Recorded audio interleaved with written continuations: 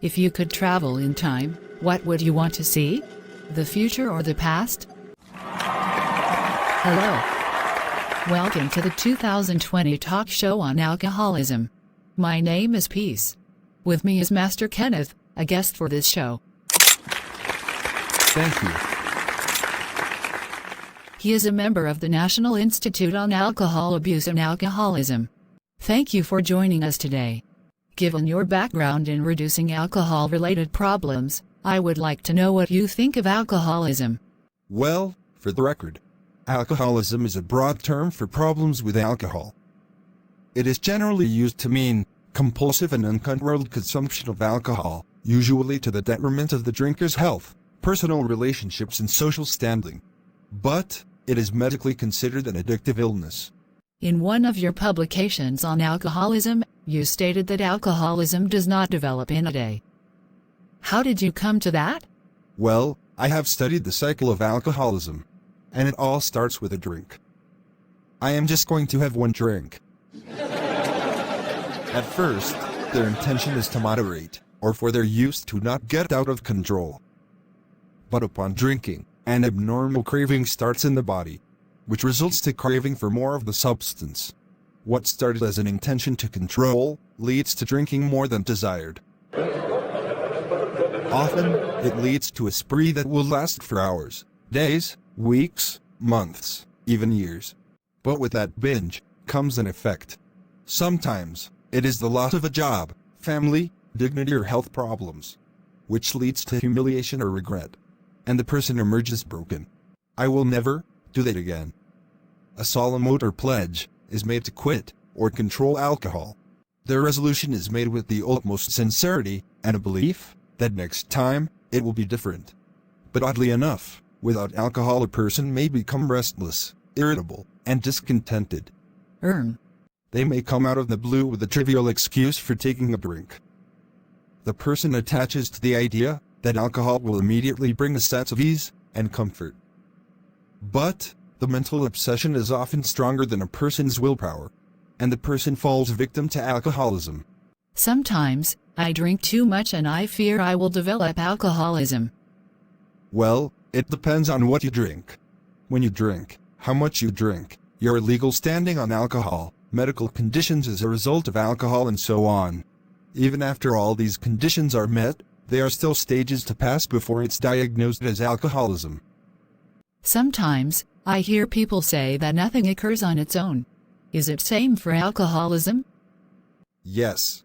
Unemployment, job loss, and so on triggers alcoholism. And people who are at risk of developing alcoholism are those individuals who have low self-esteem, perform badly at school, loves drinking and so on. Master Kenneth, what is the question you are most tired of hearing on alcoholism? And what would you like to say about it, so you never have to answer it again? Do alcoholics have a particular look? Of course. They look like your village people. An alcoholic can look just like anyone.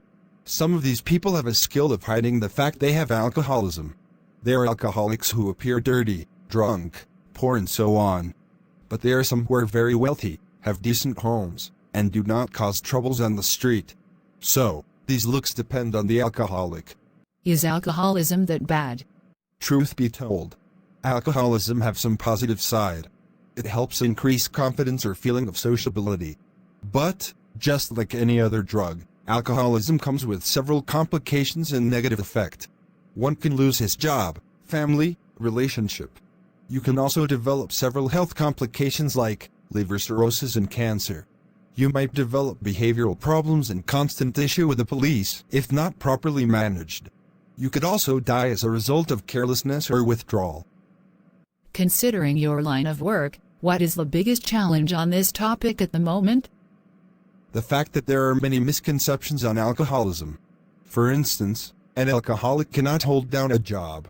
Many alcoholics are able to hold down a job by not drinking during the day, week, or even building a tolerance to alcohol, which makes he or she able to perform at a job site. Another misconception is that one just needs willpower to quit drinking.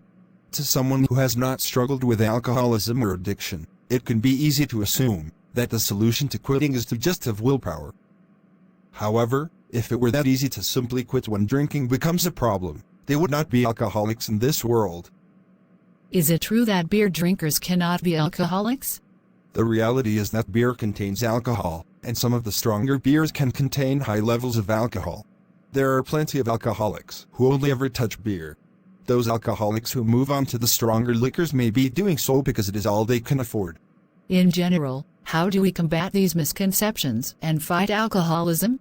Use alcohol in moderation, if at all, to provide a healthy role model.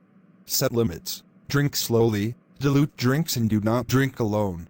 Providing accessible and affordable treatment for people with alcoholism. Reduce accessibility and availability of alcoholic beverages for youth. Enacting appropriate drink driving policies to reduce deaths as a result of drunken driving. Reduce exposure of youth to alcohol marketing, advertising and so on. What advice would you have for people with alcoholism and for others who want to set off in a similar direction? For people with alcoholism, remember you are not a bad person. Sometimes, these people encounter some challenges while trying to quit. Some of which includes overcoming boredom, frequency of cravings, ability to cope with stress and so on. Regardless, they have to keep trying.